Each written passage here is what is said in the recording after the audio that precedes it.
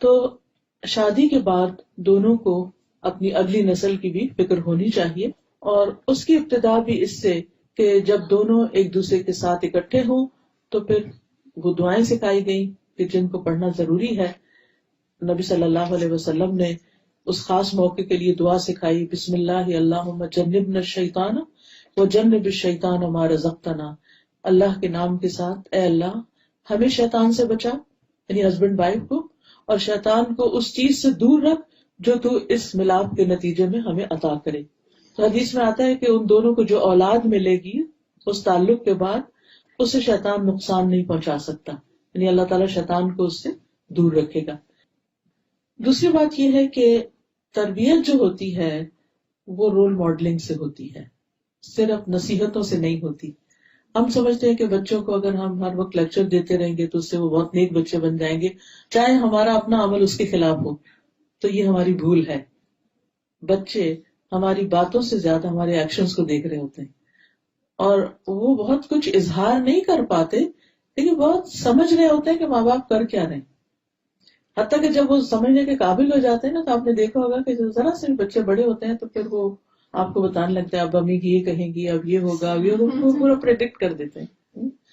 تو وہ کہہ دیتے ہیں اب مجھے پتا ہے اب آپ مجھے کیا کہنے والی ہیں، اور اب آپ مجھے اس سے روک دے گی، اور اب ایسا ہوگا اور ویسا ہوگا. تو چھوٹے ہوتے ہوئے بھی وہ ہمیں دیکھ رہے ہوتے ہیں اور سمجھ رہے ہوتے ہیں. اب دیکھیے کہ جس ماں کے ساتھ پیٹ میں اتنے کلوز انہوں نے 9 مہینے گزارے اور پھر اس کے بعد دودھ پیا اور دن رات ساتھ رہے، وہ کیسے نہیں ماں کے مزاج کو سمجھیں گے کہ ماں کیا کرتی ہے. اس لیے بہت ضروری ہے کہ بچے کے ساتھ ہم آنےسٹ ہوں، اور جو چیز ہم اس میں لانا چاہتے ہیں وہ پہلے اپنے اندر لے کر آئیں، کیونکہ خالی بول جو ہیں یا خالی باتیں جو ہیں وہ کھوکھلی ثابت ہوتی ہیں اگر آپ ان پر خود عمل نہیں کر رہے. حضرت عائشہ کہتی ہیں جب سے میں نے ہوش سنبھالا میں نے یہی دیکھا کہ میرے والدین دین اسلام پر ہیں، ہما یدینان الدین، کہ وہ دیندار پیرنٹس ہیں. اب وہ اپنے ماں باپ کے حق میں ایک طرح سے گواہی دیتی ہیں. اسی طرح ہم بھی اپنے عام طور پر جب گفتگو کر رہے ہوتے ہیں تو اپنے ماں باپ کی نیکیوں کا ضرور ذکر کرتے ہیں کہ ہمارے والدین ایسے ہیں، ہماری امی یوں نماز پڑھتی تھی، ایسا کرتی تھی، ویسا کرتی تھی. ایک ایک چیز دیکھ رہے ہوتے ہیں، دوسروں کے ساتھ سلوک کیا کر رہے ہیں، سروینٹس کے ساتھ کیا کر رہے ہیں، گھر سے باہر کون رشتے دار آیا تو اس کے ساتھ پیش کیسے آئے ہیں، کس کو کیسے ویلکم کیا ہے، کس کے ساتھ تعلقات ٹھیک نہیں ہیں. اور بہت سی چیزیں تو مائیں ویسے بھی شیئر کرتی رہتی ہیں، اور کوئی نہیں تو جب اپنی فرینڈس کے ساتھ فون پہ کر رہی ہوتی ہیں بچے سب کنورسیشن سن رہے ہوتے ہیں. تو اس لیے اس میں بھی بڑا محتاط رہنے کی ضرورت ہے کہ ہم کیا بول رہے ہیں ان کے سامنے. پھر اسی طرح یہ ہے کہ اولاد کو جب بچے ہو، چھوٹے ہو خاص طور پر، تو ان کو اپنے ساتھ نیک کاموں میں شریک کریں. بہترین تربیت اس وقت ہوتی ہے جب ہم ان کے ساتھ مل کے کوئی کام کر رہے ہوتے ہیں، چاہے وہ اسکول کا کوئی پروجیکٹ ہے، چاہے وہ ان کا قرآن کا ٹائم ہے یا نماز کا ٹائم ہے، یا پھر کوکنگ ٹائم ہے، آپ کچن میں ہیں ساتھ اپنے لگا لیں. کیونکہ عموماً ہم اپنے کام میں بہت پرفیکشن چاہتے ہیں نا، تو ہم بچوں کو قریب نہیں پٹکنے دیتے، اور کہتے تم چلے جاؤ میں خود ہی کر لوں گی. اب کیا ہوتا ہے بچے بور ہوتے ہیں، آپ تو خود مصروف ہیں اور بچہ کے پاس کوئی کام نہیں کرنے کو، سارا دن اسکول سے پڑھ کے تھک گیا ہے، اب اس کو کوئی موڈ نہیں ہے کہ اور کتابیں لے کے بیٹھے، تو اب اس نے کیا کرنا ہے، پھر وہ آپ کو فون لے لے گا، پھر آپ کو آئی پیڈ اٹھا لے گا، پھر وہ اس پہ جنگ و جدل شروع ہو جائے گی، وہ کچھ جا کے ٹی وی آن کر لے گا. تو تربیت تو نہ ہوئی. تو چھوٹے چھوٹے کام کچن کے، اور خصوصاً لڑکیوں کو بڑا شوق ہوتا ہے، تو چھوٹے چھوٹے کام ان کے لیے نکال کے رکھا کریں. اچھا آپ یہ کریں گے، آپ یہ کریں. آپ ایک اچھا شوہر اور اچھا خامن جو ہوتا ہے وہ بچوں کے لیے بھی اچھا ہوتا ہے، اور بچوں کے ساتھ شفقت اور محبت کا سلوک کرتا ہے. بعض اگر میاں لوگ تھکے ہوئے آتے ہیں، گھر میں اگر شور ہو تو ڈانٹ ڈپٹ سے کام لیتے ہیں، اس سے بچے اور زیادہ باپ سے دور ہو جاتے ہیں. وہ یہ دیکھتے ہیں کہ باپ آتا ہے تو ماں بھی کہتی چپ ہو جاؤ، سارے سہم کے بیٹھ جاتے ہیں اور گھر میں ایک عجیب سی فضا پیدا ہو جاتی. لیکن اس کے برعکس نبی صلی اللہ علیہ وسلم بچوں کے ساتھ شفقت اور محبت کا سلوک کیا کرتے تھے. ابو ہریرہ کہتے ہیں کہ رسول اللہ صلی اللہ علیہ وسلم نے حسن بن علی کو بوسہ دیا. آپ کے پاس اقرا بیٹھے ہوئے تھے، کہنے لگے کہ میرے 10 بیٹے، میں نے کسی کو بوسہ نہیں دیا. تو آپ نے ان کی طرف دیکھا اور فرمایا جو رحم نہیں کرتا اللہ اس پر رحم بھی نہیں کرتا. یعنی آپ بچوں کو اٹھاتے، پیار کرتے، ساتھ لگاتے، چومتے. ام سلمہ کی بیٹی تھی زینب، تو آپ ان کو زینب زینب کہا کرتے تھے، یعنی تصویر کے ساتھ پیار سے بلاتے. پھر بچوں کی عزت بھی کیا کرتے، تو ان کو رسپیکٹ دیتے. ام المومنین حضرت عائشہ کہتی ہے کہ میں نے عادات، چال چلن اور بات چیت میں سب سے زیادہ مشابہ حضرت فاطمہ کو پایا نبی صلی اللہ علیہ وسلم کی. بہت زیادہ آپ سے ریزمبل کرتی تھی، چلنے میں، بیٹھنے میں، لین دین میں، ہاتھ کے اشاروں میں. جب وہ آپ کے پاس آتی آپ ان کے لیے کھڑے ہو جاتے، بیٹی کے لیے کھڑے ہو جاتے، ان کا ہاتھ پکڑتے، انہیں بوسہ دیتے، انہیں اپنی جگہ بٹھاتے. جب آپ ان کے ہاں جاتے تو وہ اٹھ کر آپ کی طرف بڑھتی تھی، آپ کا ہاتھ پکڑتی، بوسہ دیتی اور آپ کو اپنی جگہ بٹھاتی. یہ تھا باپ بیٹی میں محبت کا تعلق. آج آپ دیکھیے کہ ہمارے گھروں میں کیا واقعی بیٹیوں کے ساتھ ایسا سلوک کیا جاتا ہے؟ یا امت کے مرد بھی اپنی بیٹیوں کے ساتھ یہ سلوک کر رہے ہیں؟ اگر نہیں تو فکر کی بات، کیونکہ یہ بھی آپ کی محبت کی شرط ہے کہ آپ کے طور طریقے بھی اختیار کیے جائیں. پھر نمازیوں کو کندھے پہ چڑھا لیتے. حضرت امامہ کے بارے میں آتا ہے، حضرت زینب کی بیٹی تھی. آپ نماز میں ہوتے تو ان کو بٹھا لیتے اپنے کندھے پر، رکوع پہ جاتے تو اتار دیتے، جب کھڑے ہوتے پھر چڑھا لیتے. حالانکہ آپ امامت کر رہے ہوتے تھے.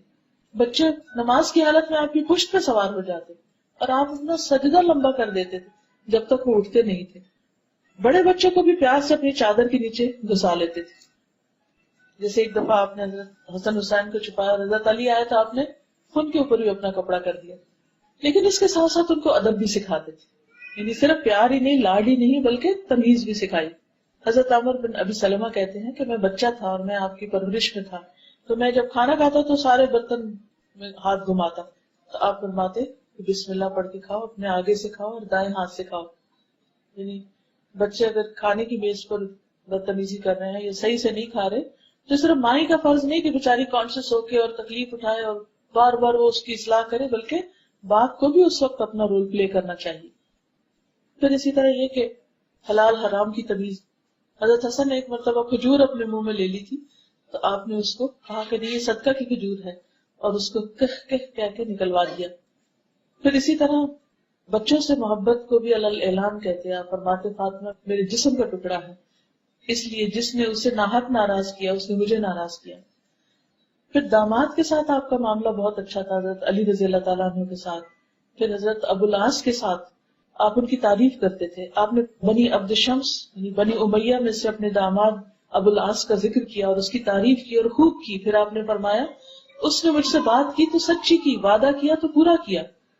پھر اسی طرح حضرت علی رضی اللہ تعالیٰ عنہ ایک دفعہ حضرت فاطمہ سے ناراض ہو کر تو مسجد میں جا کے سو گئے تو آپ صلی اللہ علیہ وسلم فوراً اٹھے اور خود جا کر ان کو تلاش کیا. دیکھا تو وہ زمین پر لیٹے ہوئے ہیں اور ان کے جسم پر مٹی بھی لگ چکی ہے. رسول اللہ صلی اللہ علیہ وسلم ان کے جسم سے دھول کو جھاڑ رہے تھے اور فرما رہے تھے اٹھو ابو تراب، اٹھو ابو تراب. یہ نہیں کیا کہ بیٹی کی بیعت کے باتیں سننے لگے کہ اچھا پھر وہ ناراض ہے تو کیوں تم بھی ناراض ہو جاؤ، یا نہیں تمہاری پرواہ کرتے تو آؤ میں تم سے اتنی محبت کرتا ہوں گھر واپس آ جاؤ. یہ محبت نہیں ہوتی. عام طور پر ہم انتہائی درجوں پہ پہنچ جاتے ہیں کہ بس ٹھیک ہے اگر یہ بات ہے پھر اس کے بعد معاملہ ختم.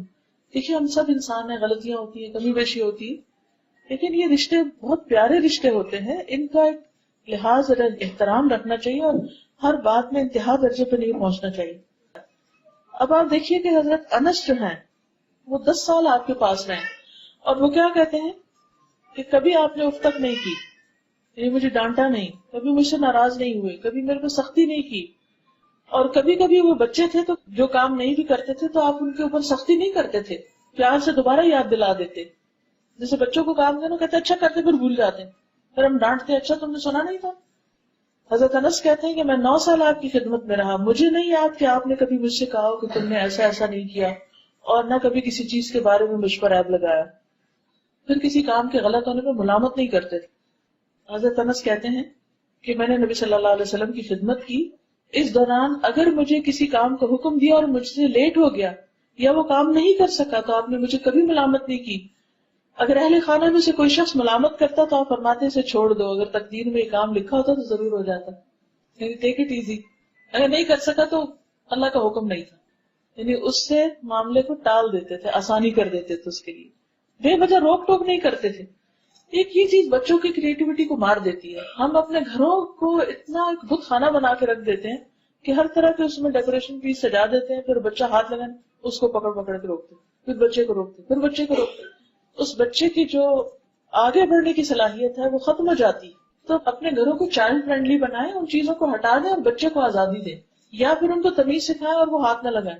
آپ نے دیکھا کہ کچھ گھروں میں سب کچھ رکھا ہوتا ہے اور بچے ٹرین ہو جاتے ہیں کہ نہیں اس چیز کو نہیں کھیلنا، کسی اور چیز سے کھیلنا ہے. تو دونوں طریقوں میں ان کی ٹریننگ ضروری ہے، بجائے اس کے کہ یا تو آپ گھر کو بالکل ایک کھنڈر ویرانہ بنا دیں، اور یا پھر یہ کہ ان کو ہر وقت ڈانٹ ڈپٹ سے کام لیں. دونوں ہی طریقے ٹھیک نہیں.